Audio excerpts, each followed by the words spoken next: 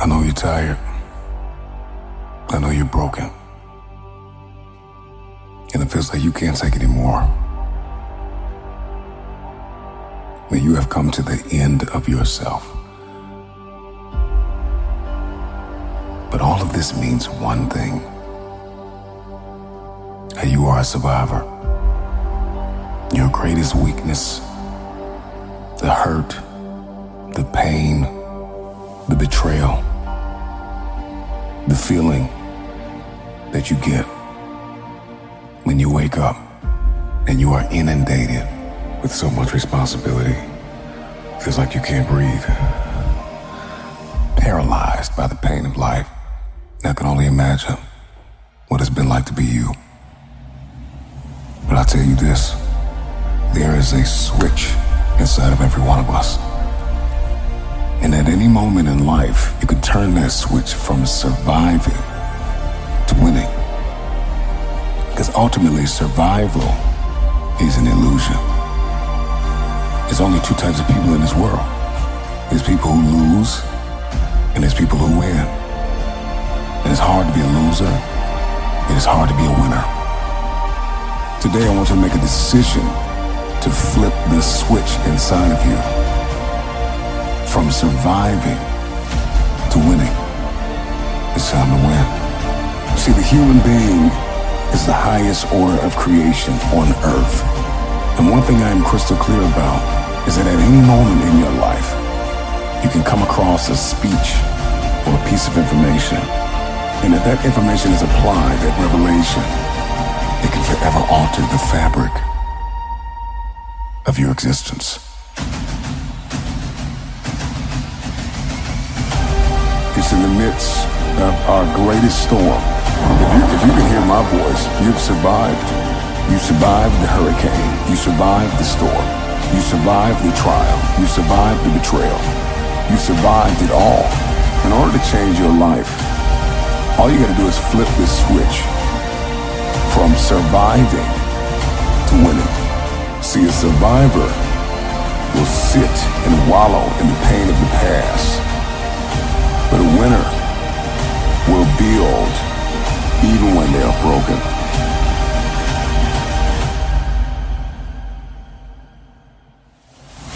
I may be weak, I may be hurting, I may have pains, I may have been down, but I am not out.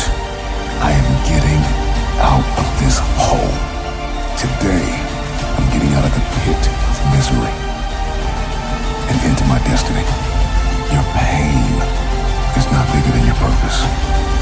And even though you have been crushed in this very moment, you still have your calling.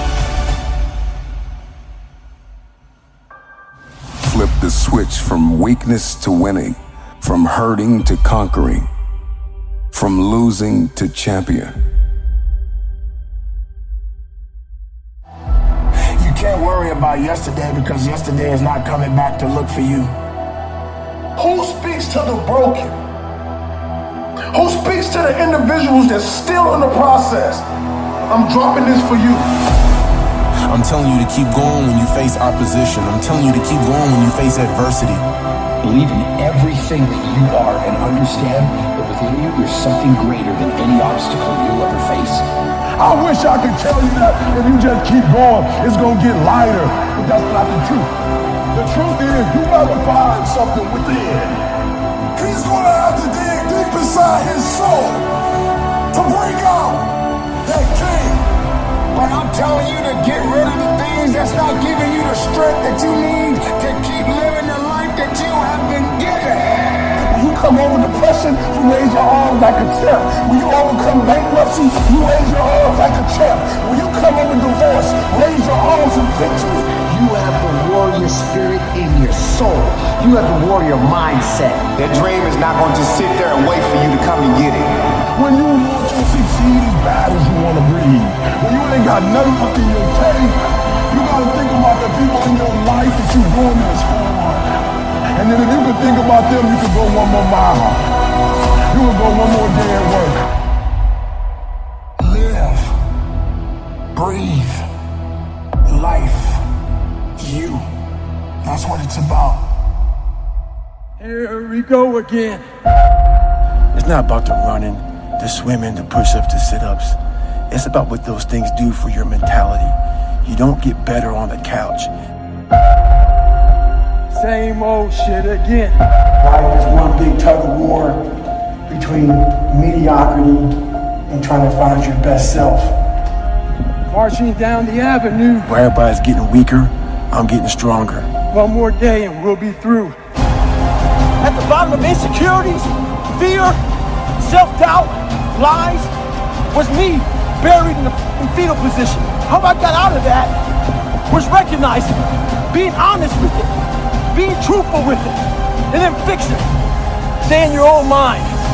Don't let them own yours. I wasn't born this motherfucker. I made them. Here we go again. I never said when you want to succeed as bad as you want to eat, because you can go 21 days, maybe 30, without eating. I never said when you want to succeed as bad as you want water, because you can go about 3 days or so without it. I said when you want to succeed as bad as you want to breathe, then you'll be successful. And so one of the things I want to do for you as an educator today, you don't necessarily need better skills per se. That's not what you need. But what some of you need is to go from 70% to 120%. Some of you need to go from 80% to 120%. The reason why I'm giving 120 is because your daddy's not in your life. The reason why I'm giving 120 is because your father's in prison. The reason why I'm giving 120 is because your mom is working 2 jobs. The reason why I'm giving 120 is because your grandma is raising you. The reason why I'm giving 120 is because you live in a community where education is not valued. So I don't care what you do academically, when you leave here, you can't go and get credit for getting A's. That in your neighborhood, in your community, nobody affirms you for reading at a certain level. Nobody affirms you for doing well on your ACT or your SAT. Where you come from, education is not affirmed. So even if you are a scholar, you have to keep it to yourself. You have to suppress it. So the reason why I give 120 is because your daddy's not there to give 80, and your mama's too tired to give 100. And your grandma is washed out, so she's giving 50. And y'all do that little stuff about you gonna eat, but y'all ain't got no doggone motor. You get tired quick. You practice for 1 or 2 days, you roll out. You do a couple hours, you tired. But yet you compete against people right now, that's their lifestyle. And you think they about to let you take their lifestyle? I don't want to do it as much as I want to eat. I don't want to do it as much as I need to drink. I want to be the best in the world as bad as I want to breathe. I want to be the Michael Jordan of education. I want to be the LeBron James of education. And I ask you the question. I ask you the question today. Are you giving 120? I never said when you want to succeed as bad as you want to eat. I never said when you want to succeed as bad as you want water. I said when you want to succeed as bad as you want to breathe, then you'll be successful.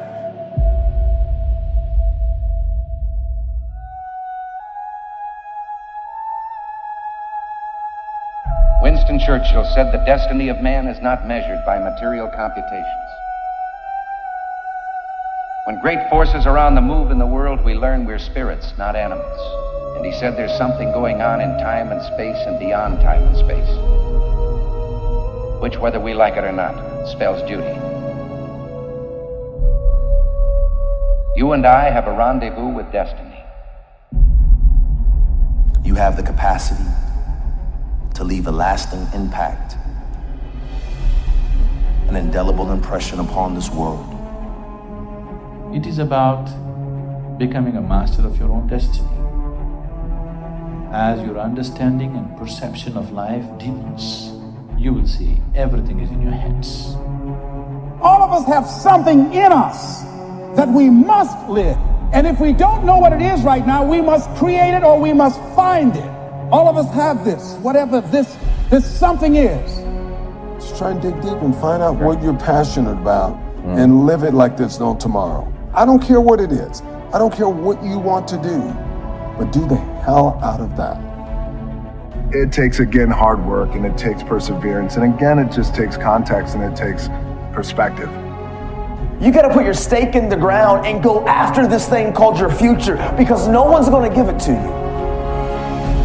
Don't talk about it, don't mull it over, don't plan for it, just get after it. All of us have seen our destiny at some point in time, and we decided not to listen. We decided to ignore it, to no, that's not for me. Life came in and slapped us side the head, and we stopped dreaming anymore. Give it everything you got. And if you fail, you can at least do what? You tried. But if you don't go out there and give 120%, you're not a man. It's time to understand that if you want to get something out of your life, you got to be willing to work for it. How much are you really willing to give? You have an everlasting potential. And as long as you have a heartbeat, as long as you have air in your lungs, you have an opportunity to change this world, change your life, and live your dream today.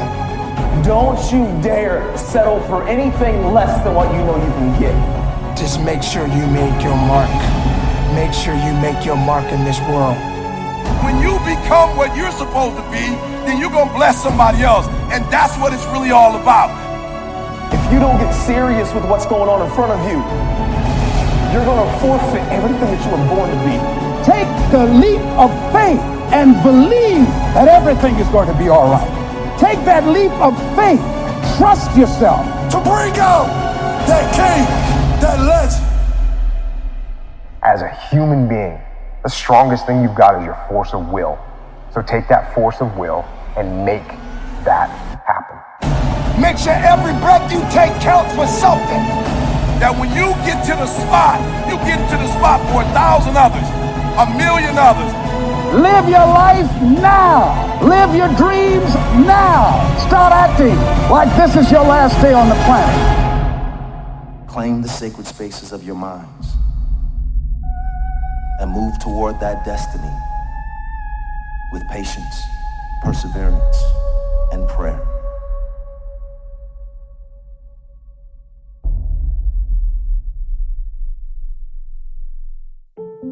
Tick tock. What is ticking off here is not the clock, it's your life. You are running out of time. I hear the clock ticking. That's what I hear, and the end is nigh. You don't know how much time you have. You keep telling yourself you got time and watch what happens. If you don't take a hold of your life, if you don't get serious with what's going on in front of you, you're going to forfeit everything that you were born to be. Time waits for no man. That clock, it's always ticking.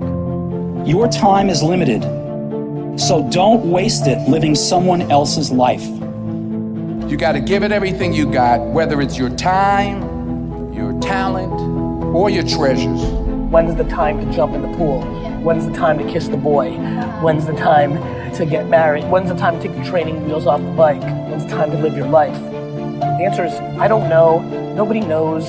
There's no right answer. There's that moment in time. However you spend your time, that tells you who you are. Stop waiting for tomorrow. Stop waiting for the perfect moment. And I'm saying to you, whatever you gotta do it, because if you don't, life is gonna whoop you until you surrender. Tick tock. Who's not gonna see you accomplish your goals?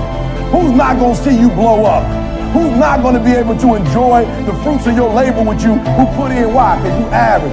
And one day you're gonna be great, but you think you got time. Fight that ticking clock with everything you got. Time is one of the most powerful, important tools that any of us will ever get, because time we never get back. You got to have faith, and that faith gives you patience. That it's not going to happen as quickly as you want it to happen. There's not an hour that's gonna go by. There's not a minute that's gonna go by that is not accounted for. Greatness takes time.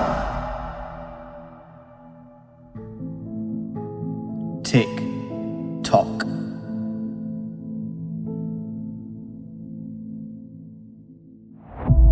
You don't always have to talk about what you're up to. Let your results speak for you. Let your actions speak for you. Social media doesn't always need to know about your grinding and hustle. People will know about it when they see your results. It's the one thing you can't fake. There's a lot of fake people out there talking a lot of crap about who they are and what they've accomplished. But one thing you can never fake is results. Be that person, the one who delivers, not the talker, not the statement maker, the result maker. Confuse them with your silence and shock them with your results. Under talk, over deliver. There's a saying, when you build in silence, they don't know what to attack. Don't let the haters get a chance to attack you before you've done anything. Build in silence and shock them with your end result. You must know the results will come.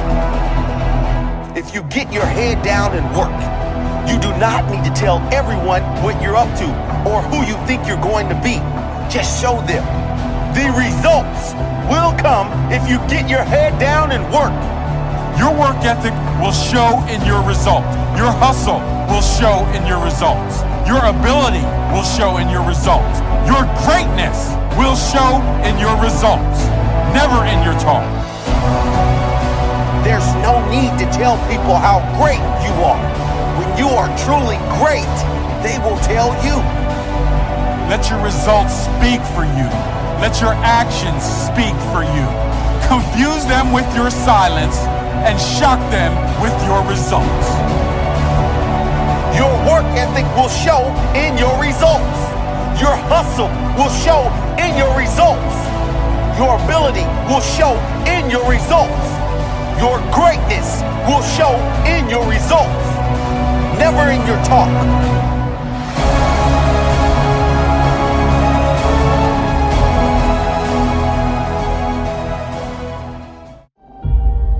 You really want me on the team. What's your approach to recruiting? You want first place, come play with me. You want second place, go somewhere else. Like I would watch Magic play. I'd watch Michael play. And I would see them do these unbelievable things, and I'd say, you know, can I get to that level? I don't know, but let's find out.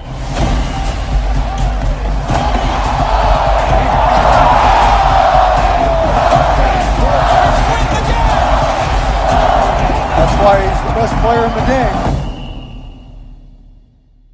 Everything was done to try to learn how to become a better basketball player. Everything. And so when you have that point of view, then literally the world becomes your library to help you to become better at your craft. So because you know what you want, the world's giving you exactly the information you need to become better at it. Because you know what you're looking for. So many guys tell stories about your work ethic. Yeah. What was really your work ethic like, and for how long did you stay disciplined? Well, I mean, every day. I mean, since 20 years. I mean, it was an everyday process, and trying to figure out strengths and weaknesses. For example, jumping ability. Man, my vertical was a 40, it wasn't a 46 or a 45. My hands are big, but they're not massive, right? So you got to figure out ways to strengthen them so your hands are strong enough to be able to palm a ball and do the things that you need to do. Quickness, I was quick, but not insanely quick. I was fast, but not ridiculously fast, right? So I had to rely on skill a lot more. I had to rely on angles a lot more. I had to study the game a lot more. And but I enjoyed it though. So like from the time I can't remember when I started watching the game, I studied the game and it just never changed. It's a good separation for me, emotionally, to be able to put myself in a place where at practice or when I'm training or during games, I switch my mind to something else. I switch my mode into something else, right? For me, it's the equivalent of Maximus, Decimus Meridius, and Gladiator picking up the dirt, smelling the dirt. It's go time, right? So that was my mental switch. It was like an actor getting ready for a film. You got to put yourself in that cage. When you're in that cage, you are that character. And then when you leave there, it's something completely different. But when I'm in that cage, bro, don't touch me, don't talk to me. Just leave me alone. Like I told my professor, what happens if I fail? He said, what happens if you pass? I said, but what happens if I don't get it? What happens if I put in all these years and it don't work out? He said, but what happens if you put in all these years and you get it?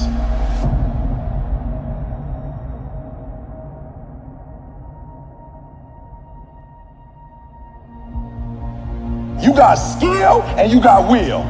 You got skill and you got will. Two total different things. You were born with certain things, but to get to the next level, and not just get to the next level, to stay at the next level, you gotta have will when you get to that next level. So when you play, you have to compete. When you have an opportunity, why would you give 80% when you have an opportunity? Somebody answer that for me. Y'all talk. Why would you give 80%, 70%? Why wouldn't you always give 120%? For real, you might get it, but right now what? Oh, I can't hear y'all. You may get it, but right now what? You don't have it.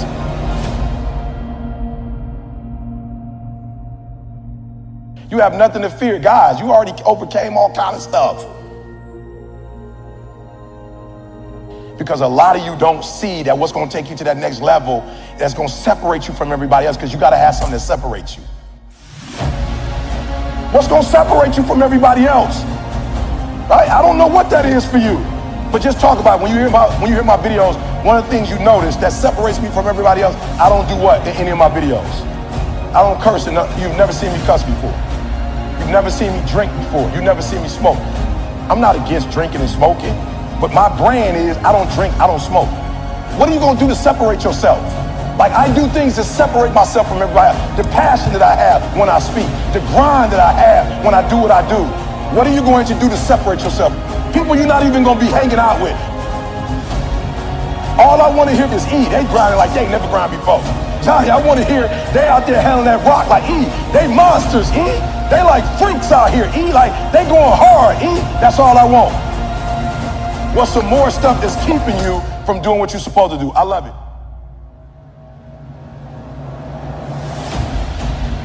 You have an opportunity of a lifetime. And what I'm trying to get you to understand is, when you understand you have an opportunity, you play a little different. And it was track and field. And the gym instructor pointed to my father online and said, Cyril Tyson, everyone look at him. He does not have the body type that would excel in track. And they used him as an example. And he says, what? No one is going to tell me what I can't do in my life. And he used that as a reason to start running. And he started track in that moment. He decided that one of his next tasks in life would be to take up running and excel at it. Within a few years of that, he became world class. At one time, had the 5th fastest time in the world. In the middle distance, they don't run this anymore, 600-yard run. In 1948, the Olympics was not yet ready to come back to us because we're still roiling from the Second World War. Instead, there was still an Olympics. It was called the GI Olympics, and it was held in Hitler's stadium. So he competed in Hitler's stadium in the late 1940s. And just one of the great memories of his life. But the reason I'm saying all of that is they were competing against the New York Athletic Club. In the day, once you graduated college, you needed some sanctioning body to compete with. So there were athletic clubs. The New York Athletic Club at the time accepted only white Protestants. So there was another club called the Pioneer Club, which took everybody who was not accepted to the New York Athletic Club, which was basically blacks and Jews. Is really what that came down to. And his best friend, Johnny Johnson, was coming around the back stretch, might have been the quarter mile, coming on the final straightaway. And a runner from the New York Athletic Club is a few paces behind him. And Johnny Johnson overhears that runner's coach say, catch that. And he overheard this. And so what did he say to himself? He said, this is one he ain't gonna catch. And that extended his lead to the finish line. And he tells this story not with any bitter tone. So he never had that kind of tone when he shared those stories with us. It was, here's an occasion to parlay what today might be called a microaggression into a reason to excel even more than you had expected of your own abilities and talents.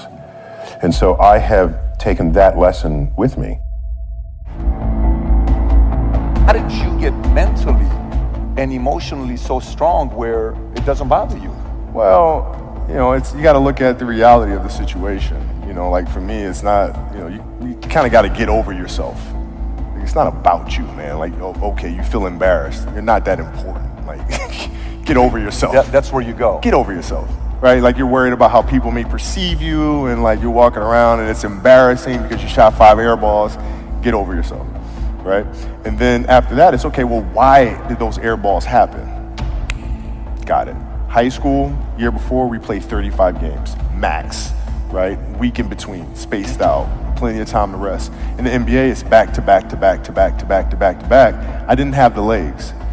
So you look at the shot, every shot was online, but every shot was short, right? I gotta get stronger. I gotta train differently. The weight training program that I'm doing, I gotta tailor it for an 82-game season so that when the playoffs come around, my legs are stronger and that ball gets there. So I look at it with rationale and say, okay, well, the reason why I shot air balls is because my legs aren't there. I go, well, next year they'll be there. That was it. Done.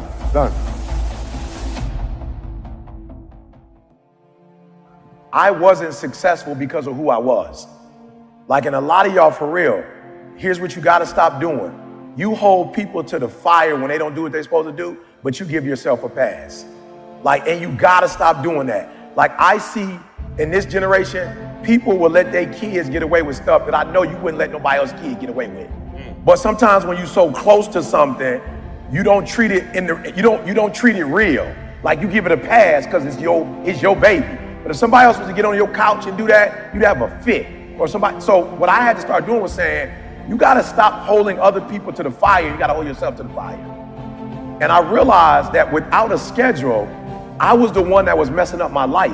And I realized I needed a schedule because I wasn't the brand to get me where I wanted to go, if that makes sense. Like, that version of Eric Thomas would never make me a 1%. I realized that. So when I sat down with Warren Buffett, 3 things that blew my mind. I never really realized where his money came from. So the first thing I did was I was like, yo, his money comes from investments. Well, what happened was when he was 12 years old, his father gave him his first $1,000 and let him make an investment. So I realized he's not getting up early in the morning just to get up in the morning. What he says he does is he reads. He doesn't just read books. That's not what he does. He reads financial reports. So this dude was telling me he read a financial report of General Motors in like 1964. And I'm thinking, like, why would you be reading? It's 2014. He was reading the document, the financial, listen to me. He's a financial genius. What was he reading? Finances. For real, y'all be coming up to me like, yo, E, what you reading? Why? You trying to be a motivational speaker? You trying to be the next Martin Luther King? You trying to be the next Mother Teresa? Why are you trying to read what I'm reading? Like, what are you trying, like, you trying to impress somebody? Why are you reading what I'm trying to read if you're not trying to be me? He was not reading Mother Teresa. He wasn't reading about leaders. He was reading a financial report from 1964 General Motors. Why? Because General Motors had one of their successful financial years in 1964. And so he was looking for the clues of what were they doing specifically in 1964 that can be duplicated in 2014. That's what he was looking for. So a lot of you getting up early because ET get up early, but you getting up early for no reason. You just up early. So be careful that your routine is pointing to where you're trying to get to and you're not wasting time. So I'm looking at Warren Buffett. He says he reads 6 hours a day. He reads financial documents 6 hours a day. That's the first thing he does, 7 days a week, 6 hours. But watch this, you go, ooh. When you read something for 6 hours times 7, that's 42 hours, right? That's 42 hours a week, right? I don't know how many hours that is a year. But guess why he makes the best financial decisions? Because all he's doing is financial stuff. That's he putting in 10,000, 20,000, 40,000, 50,000 hours. If you're gifted in 3 areas, then that means you're gonna have to get 30,000 hours just to be like basically a master. But what if you did one thing and got 30 hours of information in just that one area? You guys got 10,000 in 3 different areas. So while you got 10,000, I got 40, 50,000 in one area. What? Speaking. And guess what the disc is? The disc is still going further into personalities. It's still the same exact thing. So I'm putting more hours on top. So the routine is important because eventually it's going to make you a beast in one particular area. That's why you need a routine, because you can't trust yourself not to get off track. That routine is going to keep you on track and make you a 1%er. You're playing against the Golden State Warriors. Score is 107-109. You guys are close to getting into the playoffs. You know exactly what happens in the game. You go up, you're about to take your shot, and then all of a sudden, boom, Achilles happens, right? He went and hit the free throws, and then you walked off the stage. Yeah. And you got the surgery done. When I went in the trainer's room, my kids are in there, and they're looking at you and stuff, and I'm looking at them, and I'm like, it's all right, Dad's gonna be all right. It'll be fine. It'll be all right. It'll be all right. It'll be all right. As a parent, you gotta set the example. You gotta set the example. This is another obstacle. This obstacle cannot define me. It's not gonna cripple me. It's not gonna be responsible for me stepping away for the game that I love. I'm gonna step away on my own terms. And that's when the decision was made that, you know what? I'm doing it. I'm doing it. You're a freaking beast, bro. Yeah.